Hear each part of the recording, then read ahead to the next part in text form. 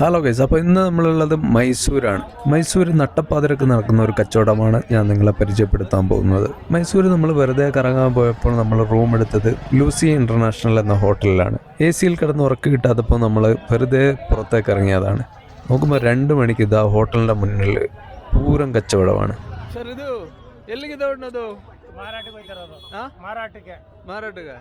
കന്നഡയിൽ മാറാട്ടക്ക് എന്ന് വെച്ചാൽ വിൽപ്പന നടത്താൻ വേണ്ടി കൊണ്ടുപോകുന്നു എന്ന്.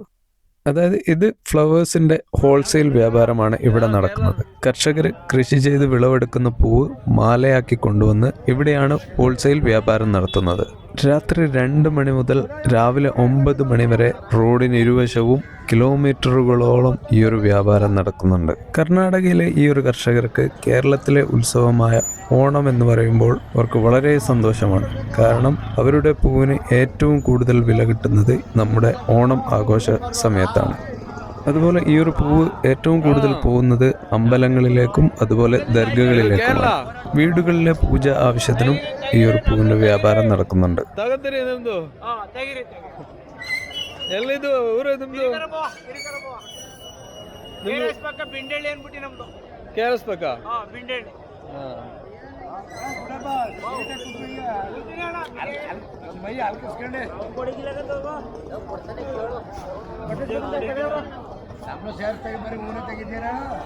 ಎಲ್ಲ ತಗೋತೀರಿ?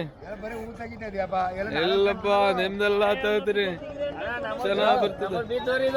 ಹೌದಾ?